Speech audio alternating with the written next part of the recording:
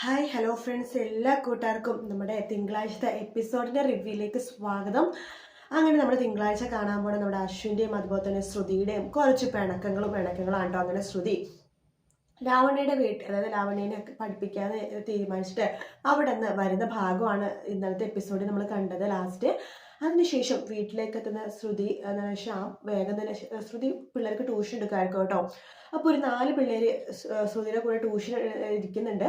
അപ്പോൾ അതിലൊരു ആൺകൊച്ച്, വേറെ പെൺകൊച്ച് ആൺകൊച്ചിനോട് ശ്രുതിത്ത് പറയണ്ട്, മിസ്സേ ഇവനുണ്ടല്ലോ ഇവളോട് സംസാരിക്കുന്നില്ല, ഇവർ തമ്മിൽ വഴക്കാണ് എന്ന് പറയാണ്. ആ സമയത്ത് ശ്രുതി ചോദിക്കേണ്ട ആൺകുട്ടിയുടെ അടുത്ത്, എന്തിനാടാ നീ അവളോട് മാത്രം വഴക്കിടണമെന്ന് ചോദിക്കുമ്പോൾ, അതെ ഞാൻ അവൾക്ക് ഒരു പ്രാവശ്യം നല്ലൊരു കാര്യം പറഞ്ഞു, പക്ഷെ അവൾ കേട്ടില്ല, എനിക്ക് രണ്ടാമത്തെ പ്രാവശ്യം പറഞ്ഞത് ഇഷ്ടമല്ല എന്ന് പറയാണ്. അപ്പൊ തന്നെ ശ്രുതി മനസ്സിൽ വിചാരിക്കുക കേട്ടോ അശ്വിന്റെ കാര്യം. ഓ, അശ്വിന്റെ സ്വഭാവമാണല്ലോ ഇവനെ ഇങ്ങനത്തെ സ്വഭാവത്തോടെ വളർത്തിക്കൂടെ, ഭാവിയിൽ വേറൊരു ASR ആകും, അതുകൊണ്ട് ഇവന്റെ ഈ സ്വഭാവം ഇപ്പൊ തന്നെ നിർത്തണം എന്ന് പറഞ്ഞിട്ട് ആ കുട്ടിയെടുത്ത് പറയണ്ട, നോക്ക് ഈ സ്വഭാവം അത്ര നല്ലതല്ല കേട്ടോ എന്ന് പറയുവാണ്. അതുകൊണ്ട് പറയുന്നുണ്ട്, മാത്രമല്ല എന്താണ്, നീ എപ്പോഴും എല്ലായിടത്തും സ്നേഹത്തോടെ പെരുമാറണം, നന്മയുള്ള ഭാഗത്ത് വേണം കൂടെ നിൽക്കാനായിട്ട്, സത്യസന്ധമായിട്ടുള്ള ഭാഗത്ത് കൂടെ നിൽക്കണം എന്നൊക്കെ പറയുവാട്ടോ.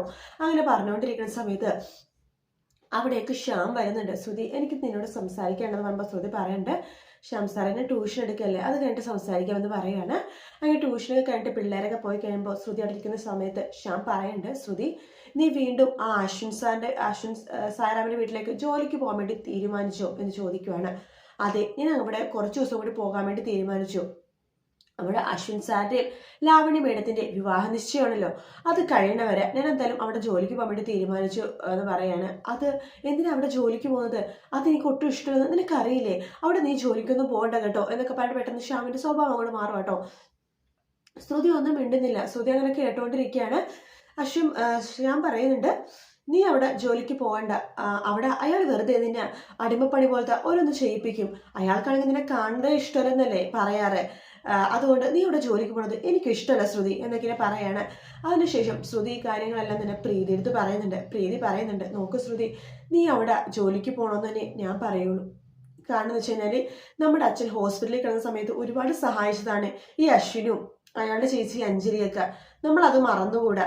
അശ്വിൻ എങ്ങനത്തെ സ്വഭാവം ആയിക്കോട്ടെ, പക്ഷേ ഹോസ്പിറ്റലിൽ നമുക്കൊരു ആവശ്യം വന്നപ്പോൾ ആ അശ്വിൻ സാർ തന്നെയാണ് ബില്ലടക്കാനും അതുപോലെ നമ്മുടെ സഹായത്തിനൊക്കെ ആദ്യം ഓടി വന്നത്. അത് നമ്മൾ ഒരിക്കലും മറക്കാൻ പാടില്ല. അത് മാത്രമല്ല, നിന്റെ അടുത്ത് വളരെ റിക്വസ്റ്റ് ചെയ്തിട്ട് അവിടെ ലാവണ്യം അതുപോലെ തന്നെ അവരുടെ അഞ്ജലി മേഡം ഒക്കെ റിക്വസ്റ്റ് ചെയ്തത്, അതുകൊണ്ട് നിന്റെ സഹായം അവർക്കിപ്പോൾ ആവശ്യമാണ്. അതുകൊണ്ട് നീ അവിടെ ജോലിക്ക് പോയിക്കോ, വളരെ കുറച്ച് ദിവസം മാത്രം ജോലിക്ക് വരാനല്ലേ അവർ പറഞ്ഞുള്ളൂ, അതുകൊണ്ട് നീ ജോലിക്ക് പോയിക്കോ ശ്രുതി, അതിന് ഒരു കുഴപ്പമില്ല, നിന്റെ ഇഷ്ടം എന്താണ്, നിനക്ക് അവിടെ ജോലിക്ക് പോകണമെന്നുണ്ടെങ്കിൽ നീ ജോലിക്ക് പോയിക്കോ എന്ന് പ്രീതിയും പറയുക കേട്ടോ. അങ്ങനെ ശ്രുതി മനസ്സിൽ വിചാരിക്കുകയാണ്, എന്തൊക്കെ വന്നാലും അവിടെ ജോലിക്ക് പോകാമെന്ന് ശ്രുതി മനസ്സിൽ വിചാരിക്കുകയാണ്. അങ്ങനെ ശ്യാമിനോട് പറയുന്നുണ്ട്, ശ്യാം സർ എന്തൊക്കെ വന്നാലും ഞാൻ അവിടെ ജോലിക്ക് പോകും, കാരണം അവർക്ക് വാക്ക് കൊടുത്തിട്ട് ഞാൻ വരാമെന്നുള്ളത് അതിന് മാറ്റി പറയാൻ പറ്റില്ല. ശ്യാം സർ എതിരൊന്നും പറയരുത് എന്നൊക്കെ പറയാണ്. ഇത് കേൾക്കണം ശ്യാമിനാകെ ദേഷ്യം വരും കേട്ടോ.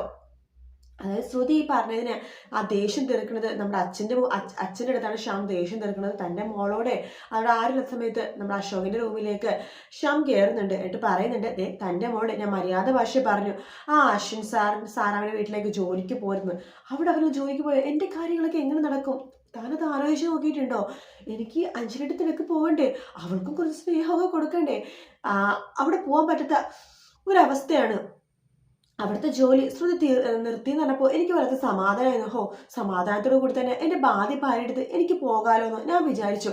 ദേ ഇപ്പൊ തൻ്റെ മോള് പറയാ അവിടേക്ക് ജോലിക്ക് പോകുവാണെന്ന്. എനിക്കൊക്കെ ദേഷ്യം വരുവാണ്.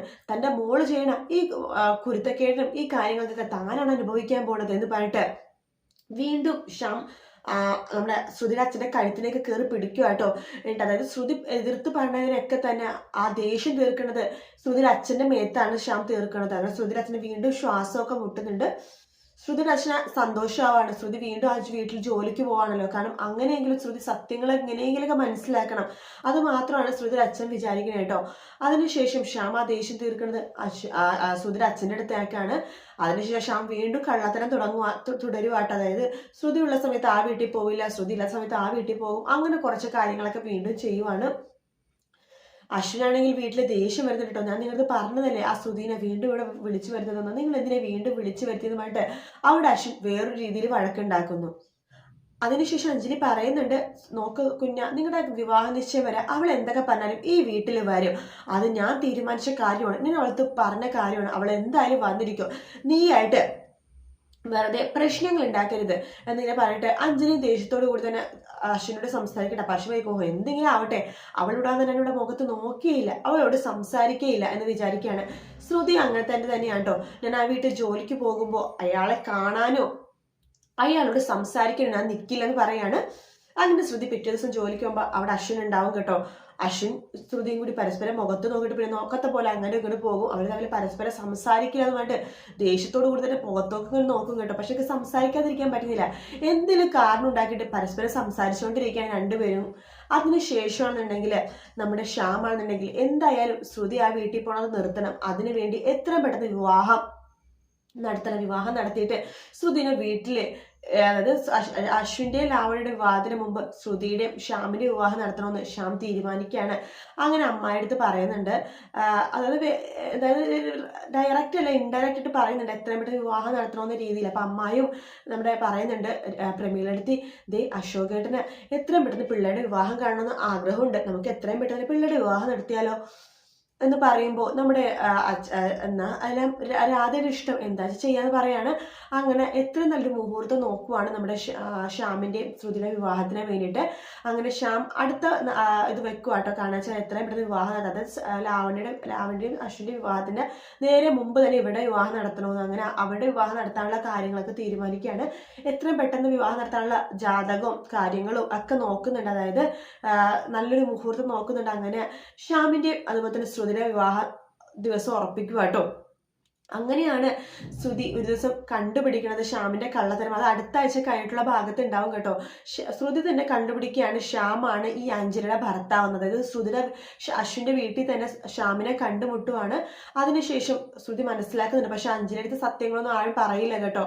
ശ്രുതി ഈ കാര്യങ്ങളെല്ലാം വീട്ടിൽ പോയി പറയും, പക്ഷെ ആരും തന്നെ അശ്വിന്റെ വീട്ടിൽ ഈ സത്യങ്ങളൊന്നും പറയില്ല. കാരണം വെച്ചാൽ അഞ്ജലിക്ക് അത് സഹിക്കാൻ പറ്റില്ലല്ലോ എന്നാലോചിച്ചിട്ട് ശ്രുതിയും അതുപോലെ തന്നെ അമ്മയും പ്രീതിയും ഒക്കെ ക്ഷമിക്കും നമ്മുടെ ശ്യാമിനോട് അഞ്ജലിയുടെ മുഖം വിചാരിച്ചിട്ട്. അപ്പൊ അവര് പറയുന്നുണ്ട്, നോക്ക് അഞ്ജലിയുടെ മുഖം മാറും, അഞ്ജലി വിഷമിക്കുമെന്ന് വിചാരിച്ചിട്ട് മാത്രമാണ് നിന്റെ കള്ളത്തരങ്ങളൊന്നും ഞങ്ങൾ നിന്റെ വീട്ടിൽ പറയാത്തത്. നീ മര്യാദക്ക് അഞ്ജലിനെ സ്നേഹിച്ച് അഞ്ജലിയുടെ കൂടെ നിൽക്കണം എന്നൊക്കെ പറഞ്ഞിട്ട് അതായത് അങ്ങനെ പറഞ്ഞിട്ട് പറഞ്ഞേക്കും. പക്ഷേ ശ്യാം അങ്ങനെയൊന്നുമല്ല.